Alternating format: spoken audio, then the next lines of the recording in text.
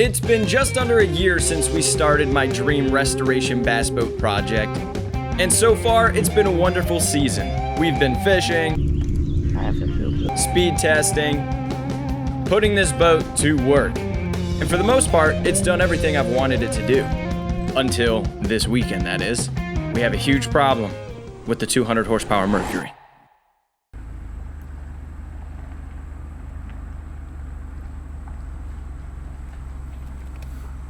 So, after about almost a full season of using the Stratos, we have finally encountered an issue with the motor.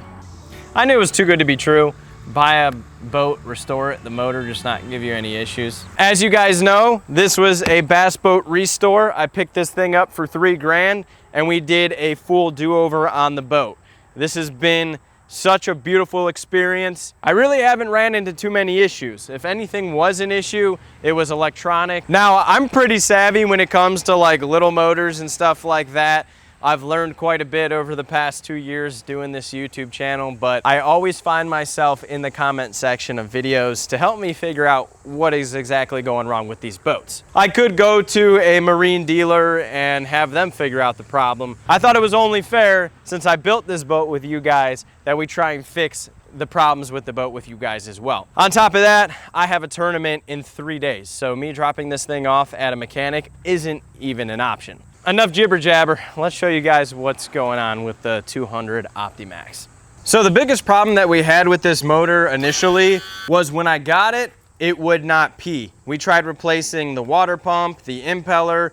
No matter what I did, it didn't really make a difference. Come to find out, the main issue with it was the fact that the muffs were the wrong size and wrong shape. It would not pee with square muffs, only round muffs. There's no alarms going off, no nothing. Essentially what's happening is when I'm running on plane over 30 miles an hour, after about 3 or 4 minutes of driving to a spot, the motor will start rev limiting almost. It'll essentially sound like I'm taking the throttle and going, ah. Doesn't sound like there's necessarily a loss of power, doesn't necessarily sound like I'm running low on cylinders. To me, it sounds like it's lacking fuel and then the fuel's catching up to get it back going again. Now, this problem happened during a tournament, so it wasn't something I could go out and film for you guys, but I have this quick clip on my buddy's cell phone that kind of gives you a gist of what happens while we're hauling on plane. So you guys will notice it kind of sounds like it's dying and then picking back up, and then dying. I'll play it one more time.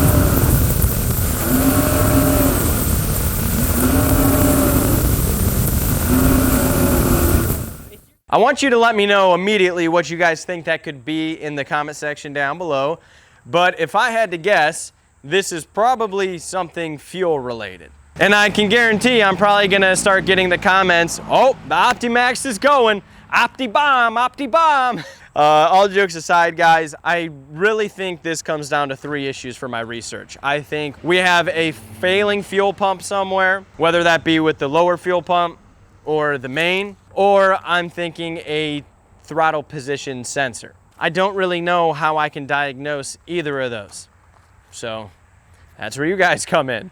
So I'm gonna get this thing hooked up to the muffs, kind of go through this, and then you guys can kind of give me your opinions. I think it's kind of fun to do stuff like this. This is not a typical video that I would make. Usually I run into issues. I'll try and troubleshoot it myself, but I feel like you guys built this boat with me, so I thought it'd be fun for you guys to give me your input. Let's throw it on the muffs. It doesn't have any issues starting. When I look at the TPS sensor or the fuel pump issues, a lot of those can be diagnosed with just idle problems, at least what I've read. It sounds like if you're hiccuping on idle or you're not getting a consistent idle, it's probably a fuel pump related problem. But if it's idling higher than normal, then it could be the TPS. So I'm not really sure. I've done a lot of work on motors like this. It's always been water pumps, fuel pumps, but it was all very obvious. If it was the fuel pump, it was just simply donezo and the motor wouldn't even run. So very weird problem that it's only doing this at high speeds. So if you guys have seen the other videos, you'll know that I installed a Mercury VesselView on this motor. When all this happened, I ran the VesselView and it threw no codes. So everything that's on there is exactly how it was before. Given that I'm trying to diagnose what's going on, I'm gonna go ahead and look at the idle right now. So I believe what's normal for these motors is like 700 to 800 idle in neutral. And then when it's in gear, it's like around 1,000, 1,100. So I wanna make sure that it's idling properly, because if for some reason this thing's not idling good, well then that might just answer my question as far as the fuel pump failing. But I don't know, I just gotta make a decision to swap out this TPS sensor or not, because if it is this TPS sensor, I can get the part by tomorrow morning and it's 160 bucks. But if it's not, I'm kinda SOL on a $160 part. And if it is the fuel pump, then it might not be a bad idea for me to just try to get through the tournament and just bring it in to somebody to do like a full go over on the motor. Not that it's not something I can't do myself, but I don't know, I guess it just depends. So hopefully you guys can accurately hear how this sounds. I wear a microphone and oftentimes these motors are just so loud they blow the microphone out. We got the VesselView ready to rock. What's crazy is this motor always fires up first key turn. So it's like such an odd thing. It's a beautiful thing, trust me. Nothing better than your motor just firing right up. But the problem at hand is not affecting it starting or anything like that, so. Fires right up.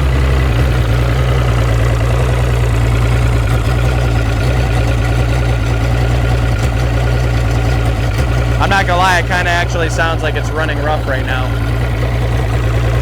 Maybe I am wrong.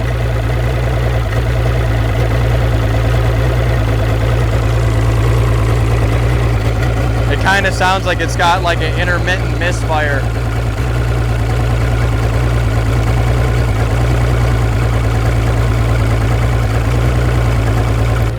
It's saying that it's idling around 570 to 600.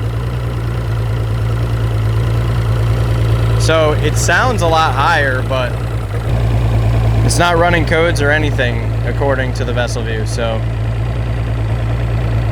At first, it kind of sounded like it had like a misfire, like it was skipping, but after it's been running for a little bit, it sounds okay.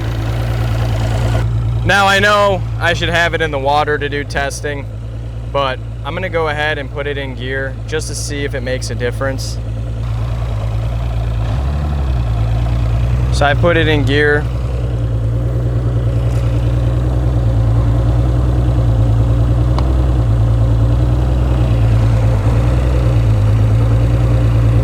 It's still kind of running the same.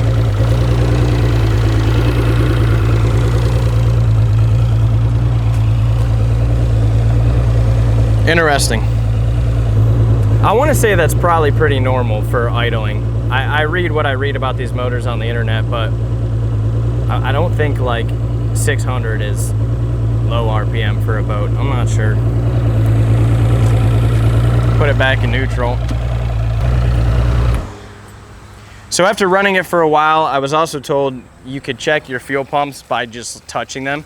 If they're hot as a firecracker, usually that's a pretty good signal that the fuel pump is bad. But this fuel pump right here is no heat to this one at all. Maybe I gotta be on plane running around. I'm sure you guys will correct me. I'm just trying to do some basic overview, get some insight for you guys, just to kind of see where we're going with this. I believe there is also like a lower fuel pump, but everything seems like pretty sound. It's very odd. So maybe it is the throttle position sensor. I don't know, such a weird thing. Could something be wrong with these coils? I don't have a multimeter to kind of check, but I feel like if it were related to spark plugs or coils or anything like that, it wouldn't be firing on all cylinders, correct? Wouldn't it be lacking?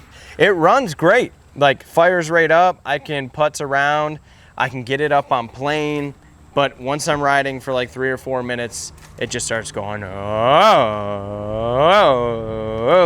And there's even times where I put it back to neutral, turn the key off, wait a little bit, turn it back on, and it rides again for 3 or 4 minutes. So I believe this guy right here would be your TPS sensor, which is your throttle position sensor. It's as simple as 3 bolts and a new part. But I would just hate to go buy a new part for 160 bucks, slap it in there, and it did nothing. It's always the worst feeling ever, but that's also part of owning a boat. So that's about it. I wanted to see what you guys thought about the motor. Just so you guys know, just to throw it out there, aside from the motor, I got a lot of hate on my homemade car seats. I've officially fished 2 times in which tournaments were in a downpour. I mean, thunderstorms, my boat filled with water. And these seats have not held any water. They have done nothing but be good seats. So far so good. We got 1 season. The sun hasn't taken a beating on them. So I'm just saying, man, sometimes you gotta just go for it. I know you guys wanna see what's gonna happen like 2 years from now, but I got a lot of hate on these seats and I get a lot of compliments on them. They're comfortable. I got nothing bad to say about them for those of you who were questioning what I did there. We're about to pull the Sturry out and see if that 1960s Evinrude actually runs. We got a lot of work cut out for us with that motor and that boat, period. So that should be an interesting can of worms, but thank you guys so much for watching. I'm trying to get more videos out for you. Hope you're enjoying it, and we'll see you when we're working on the 1960s Sturry.